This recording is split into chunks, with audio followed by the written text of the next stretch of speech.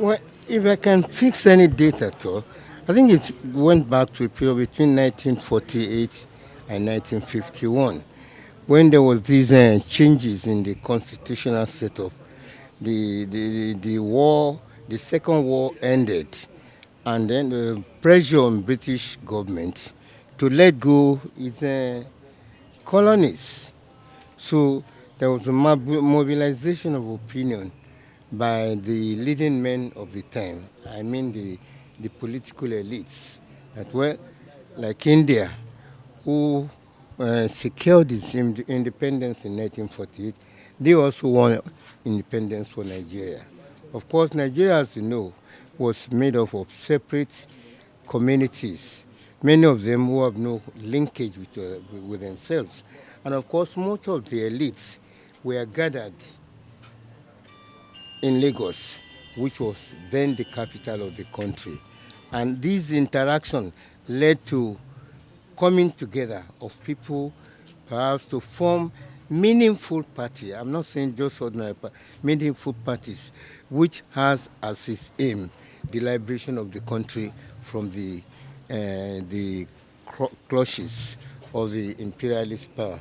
Of course, there is another local dimension to this. And that local dimension is that the Nigerians don't even know themselves. Therefore, they have no sense of identity except that which was fostered on them by the political elites. I think this, if I may call it dysfunction in the understanding, leads to some of the problems we're having today. You see, by and large, the language which now goes by the name Yoruba became the lingua franca for those areas.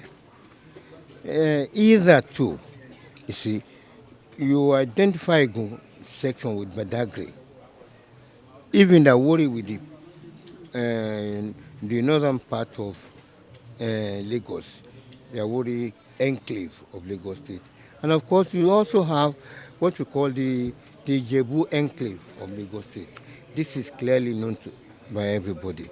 And then, of course, there is the core Lagos, whose culture and even the what we call the lingua franca has now become a universal usage in Lagos State.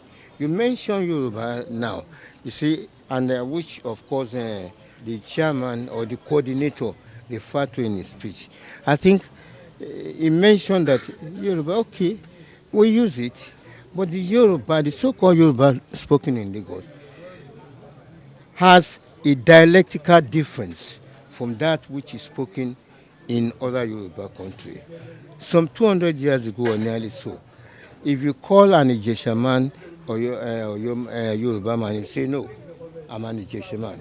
If you call Ijebu a Yoruba, you know, you're yours and the Yorubas. And little with the everybody goes after his own particular local culture to emphasize their identity. Now, you now come, how does Yoruba comes to become the lingua franca? I think I need to say this. There was a man he called Reverend Quell, I remember the name now, was a German linguist. He wrote a book in 1854, you see. He says, he referred to this, and they reduce, they say, hey, hey, oh, something. It has to do with language, analyzing the linguistic groups. And in his space, as a result of this, he wrote a book. I remember now, after writing the books, since they are the one who actually introduced literacy into the country. Now, it was your dialect which was used to reduce language to writing. And these are the language taught in schools. And many of us, even before we went to the school, that was how Yoruba language became a general usage in Lagos State, which you are seeing now. So I'm not questioning those who say they not, but you see, it's about àwọn oko lè jẹ́ ti bàbá kó jẹ́ tọmọ kó má làálàá. You see, there is a stage where you make this differentiation.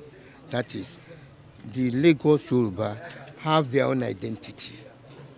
You see, and this is, I'm sorry, which we experienced in the past, that even those who came from other places, if you speak to them, you find they use different language, different dialects. But after a time, after they've been staying here, they also acquired this dialect, which became what we now call lingua Rosica Lagosiana. The stakeholder in Lagos State is that I want just to advise them. For now, the only man is advising that people are talking that Lagosian is no man's land, and we also have hope that we are Lagosian. We are Lagosian. Nobody say Lagos is no man's land. We are Lagosian. Those people who hold the post in Lagos State, I want them to put Lagos State in order so that people will know that it's Lagos State is Lagos State. Again, Prince Adelani, while responding in an interview, made it clear that there are bleedings that must be halted. With emphasis, he also made it clear that Lagos has got owners, and the owners must not be treated like strangers. We want to stop the bleeding of our nationhood. Omekowa, let them recognize that. If you go through the theme of our project, we want to start talking with a voice so that they should stop this pillaging, this plundering, this takeover of our patrimony. We are just being sold out. That's one. We are trying to stop the bleeding. The second one is that Lagos State must work for the indigenous and for everybody. We are not being selfish. We love migrants. Lagos wants to work with everybody. We do not like a situation where our lands will be taken over, developed, built into estates, then sold out of reach to our people who will become homeless. That's not attractive to us. So there's so many things to say. Even talk about representation. We do not like a situation where somebody will represent us there, will go somewhere else and contest. It's all over. It wasn't happening before. So like I said, two ways. Stop that bleeding and let us talk that we do have an identity. Secondly, Lagos must work for everybody and most especially for the indigenous. While talking about urbanization as it is being established, Prince said the group has come to stand that urbanization must be acted upon with wisdom. Also, he established the aim of the group, calling everyone to act in one accord, irrespective of the party, team, group, and who they follow. Speaking from the academic point of view, Dr. Abiodun Sani, who happens to be a history lecturer at the University of Lagos, UNILAG, said the establishment of Ibile Eko is not an agitation, instead a proper act to establish the facts about the state, its indigents. In his word, the owner of a vehicle is meant to be seated at the driver's position or recognized as the rightful owner and not otherwise. I don't want to say it's an agitation per se. We are interested in giving to Lagosians what rightly belongs to them. A situation where we have been sidelined completely is not in anybody's interest. A situation where Lagosians are not being given the opportunity to be at the driver's seat of their own affairs is not in anybody's interest. It is going to be difficult for people who don't understand the terrain to do it the way it should have been done. There is a popular adage in Lagos, Ọmọ onílẹ̀ àtẹ̀jẹ́jẹ́, àjòjì àtẹ̀gìrìgìrì. That's the popular perception that we all have. There is no way you can come and manage our own affairs the way we would have loved to manage it. And so, we are not agitating per se. We are seeking for proper recognition in our own affairs. It's going to be an ongoing thing. It's not going to be about politics alone. We are interested in socio-economic development of the indigenous elements in Lagos. We want to see a situation where maybe in the next 6 months we'll be able to hold another summit.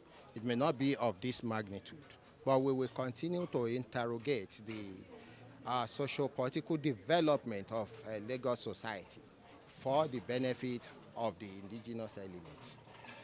We should clearly state it that we are not at war with anybody. Seriously, we are not at war. I have always been saying this, even at my own micro level. We are not at war with anybody. We want a situation where we can be recognized in our own affairs. We do not say, don't do anything with us. Yes, but you should also recognize us. On his part, a senior advocate of Nigeria who was also present at the event, Olashupo Shashiri, said there is need to create more awareness, establish the knowledge of the team. He as well spoke about the value-added tax VAT, just as he went for to state the reasons why everyone in Lagos, indigenes and non-indigenes, must work together as one. I think just greater awareness.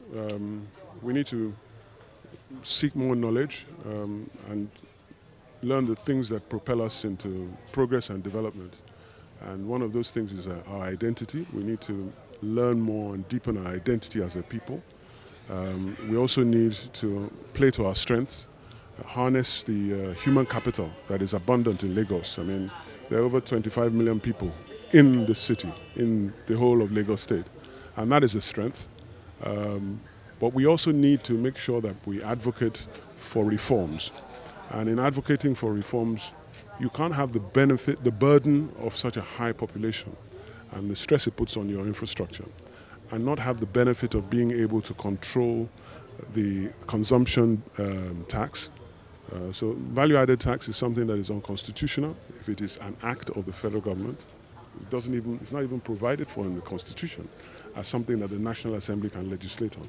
It's a state affair, and that tax is crucial in the equation of balancing out the burden of the population that is high in Lagos. So these are advocacies that we need to do. So I think that's it. Awareness. We need to continue to advocate and play to our strengths. Forums like this are very crucial. This is the Ibile Eko Summit. Ibile, as you know, covers all the 5 original divisions of Lagos, besides also meaning in Yoruba and Ibile. But it covers the Ikorodu, Badagry, and all the divisions of Lagos State. So at fora like this is a way in which we can come together and pay special interest in the affairs and our common affairs, the things that hold us common together. And by saying indigenous people, yes, we must be able to recognize our indigeneity. It's a right that has been guaranteed to us by United Nations Convention.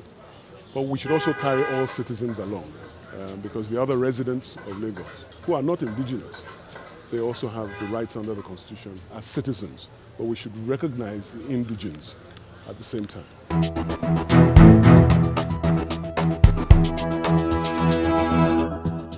So far, the group believes that there is an urgent need to make Lagos work for Lagosians and the next generation of Lagosians to come.